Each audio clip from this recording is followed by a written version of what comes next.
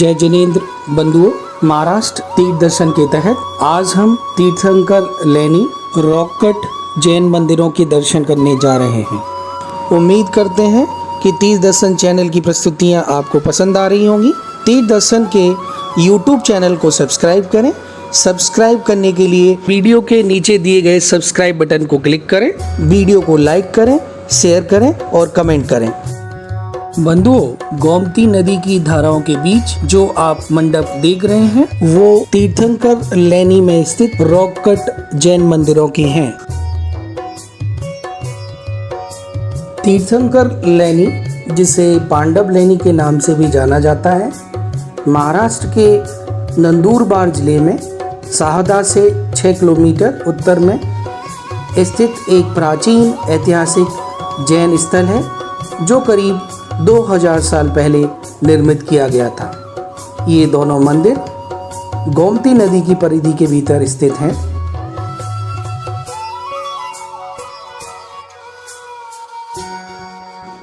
प्रथम जिनालय में मुख्य प्रतिमा श्री नेमिनाथ भगवान की है जो पद्मासन अवस्था में है और प्रतिमा के सामने उनका चिन्ह नीलकमल भी बना हुआ है।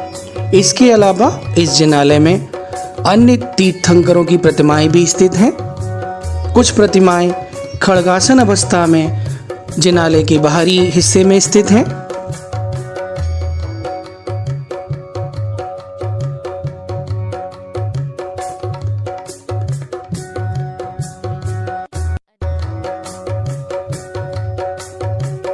वीडियो की YouTube लिंक को WhatsApp और Facebook के माध्यम से ज़्यादा जैन बंधुओं तक पहुंचाने की कोशिश करें।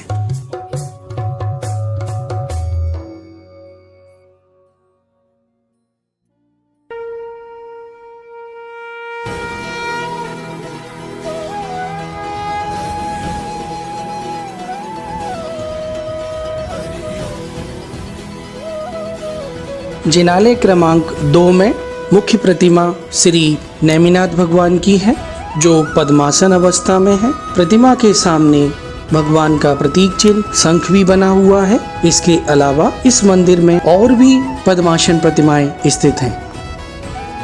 यह स्थल मुख्य रूप से नदी के रास्ते में मौजूद तलछटी चट्टानों को काटकर बनाया गया है।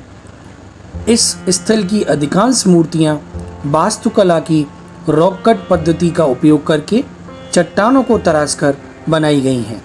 वास्तुकला की दृष्टि से यह स्थल प्रकृति में अत्यधिक बुनियादी है।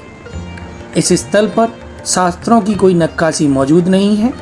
इसके अलावा स्थल की दीवारों को भी अत्यधिक अनियमितता है और मूर्तियां मध्यम ऊंचाई की हैं। तीर्थंकर लेनी महत्व रखती है क्योंकि यह अपने समकालीन स्थलों की तुलना में अपेक्षाकृत उन्नत है, क्योंकि इसे नदी के बहाव के बीच में बनाया गया है। यह क्षेत्र विभिन्न प्रश्नों को खोलता है।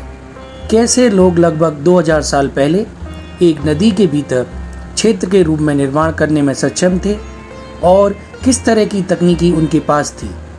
यह स्थल महत्व रखता है क्योंकि यह समकालीन भारत में मौजूद कुछ शेष और अपेक्षाकृत अछूते प्राचीन धार्मिक स्थलों में से एक है जिसे मुगल और ब्रिटिश काल के दौरान भी नष्ट नहीं किया गया था। यह स्थल ऐसे समय में बनाया गया था जब उपमहाद्वीप में धार्मिक सहिष्णुता अपने चरम पर थी। इस बात के संकेत इस क्षेत्र में स्थित हिंदू देवी देवताओं और जैन तीर्थंकरों की प्रतिमाओं से मिलते हैं। क्षेत्र को भारतीय वास्तुकला सर्वेक्षण द्वारा सर्वेक्षित किए जाने वाले स्थल के अंतर्गत सूचीबद्ध किया गया है। इसके अलावा स्थानीय लोगों के साथ साथ आसपास के आदिवासी भी इसकी देखभाल करते हैं और अपनी मान्यताओं और धार्मिक परंपराओं के अनुसार मूर्तियों का नियमित पूजन करते हैं। स्थानीय लोक कथाएं क्षेत्र के इतिहास के बारे में अधिकांश जानकारी प्रदान करती हैं। स्थानीय लोक कथाओं के अनुसार इस स्थल को मुख्य रूप से सुल्तानपुर के लोगों द्वारा पूजा करने के उद्देश्य से निर्मित किया गया था।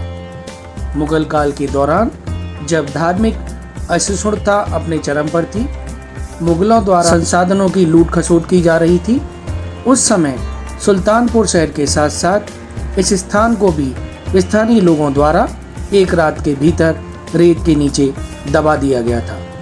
अपने इतिहास में अधिकतर समय को छोड़ दिया जाए तो लगभग 2000 के दशक की शुरुआत में यह स्थल फिर से लोगों की निगाह में आया और इस धार्मिक स्थल के जीर्णोद्धार की प्रक्रिया फिर से शुरू की गई।